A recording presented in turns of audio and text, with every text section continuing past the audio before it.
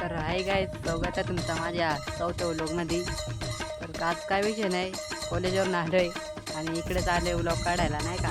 तुम्ही मला म्हणत असतील याचं काय चित्तड थाळ काढलं, तर अजून मला व्ह्यूज नाही आहेत, पण एक ना एक दिवस नक्कीच येतील.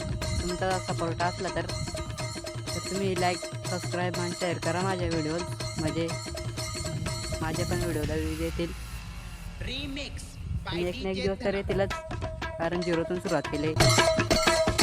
तुम्हाला माहिती आहे का, मी शाळेत असताना, म्हणजे आता पण मी शाळेतच आहे कॉलेजला, तर पण मी आजपर्यंत कधी भाषण घेतलं नाही.